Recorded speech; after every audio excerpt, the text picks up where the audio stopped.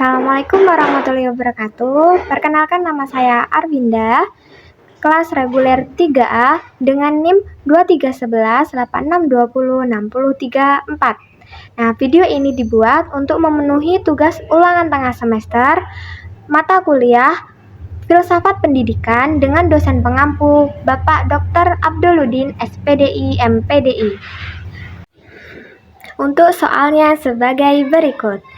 Sebutkan dan jelaskan serta berikan contoh minimal 3 mengenai pendekatan dan landasan filsafat pendidikan yang dapat digunakan oleh guru dalam pembelajaran di sekolah dasar, serta berikan pendapat Anda, kontribusi yang diinginkan dari pendekatan dan landasan tersebut dalam pendidikan di tempat tinggal Anda.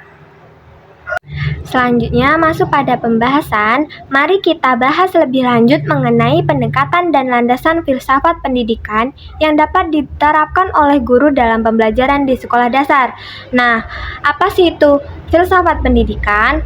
Filsafat pendidikan memberikan kerangka berpikir bagi para pendidik dalam merancang pembelajaran yang efektif dan bermakna. Nah, berikut adalah beberapa pendekatan filsafat pendidikan yang sesuai dengan konteks sekolah dasar. Nah, pendekatan yang pertama yaitu pendekatan idealisme, di mana pendekatan ini berfokus pada nilai-nilai dan perkembangan peserta didik. Nah, contoh penerapan dalam proses pembelajarannya yaitu mata pelajaran agama, di mana mengajarkan nilai-nilai agama dan moral melalui dongeng, cerita inspiratif, dan kegiatan ibadah bersama.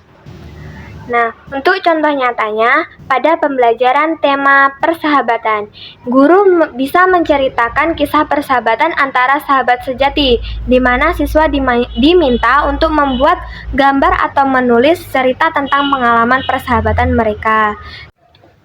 Nah, adapun pendekatan yang kedua yaitu pendekatan realisme, di mana pendekatan ini berfokus pada pengetahuan siswa berasal dari pengalaman nyata dan observasi mereka terhadap dunia fisik yang menekankan pentingnya fakta dan logika. Nah, untuk contoh penerapan di proses pembelajaran yaitu ada mata pelajaran ilmu pengetahuan alam, yaitu seperti melakukan eksperimen sederhana, mengamati alam sekitar, dan mengukur berbagai fenomena. Untuk contoh nyatanya masuk pada tema tumbuhan, di mana siswa diminta untuk menanam biji bunga matahari dan mengamati pertumbuhannya setiap hari.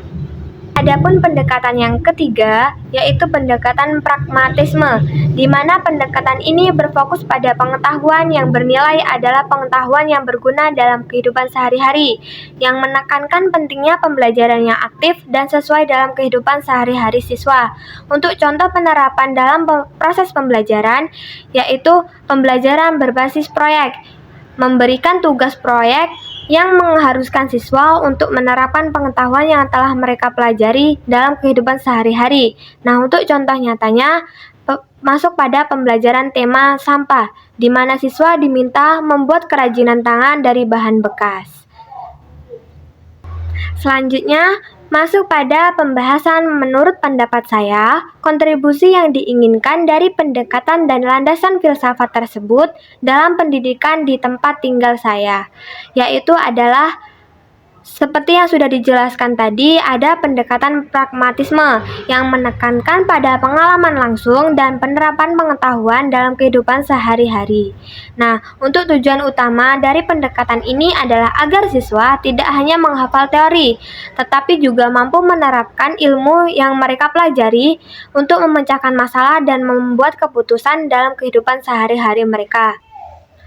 Untuk kontribusi yang diharapkan dari pendekatan pragmatisme ini, jika pendekatan pragmatisme diterapkan secara konsisten dalam pendidikan di tempat tinggal saya, maka dapat mengharapkan beberapa kontribusi positif, seperti siswa berkontribusi secara aktif dan langsung dengan banyak melakukan kegiatan praktikum, proyek, dan pemecahan masalah. Siswa akan terbiasa berpikir kritis dan kreatif. Mereka akan lebih termotivasi untuk mencari solusi atas permasalahan yang mereka hadapi dalam kehidupan sehari-hari mereka. Itulah jawaban dan pembahasan yang dapat saya berikan dari soal tersebut. Saya akhiri. Wassalamualaikum warahmatullahi wabarakatuh.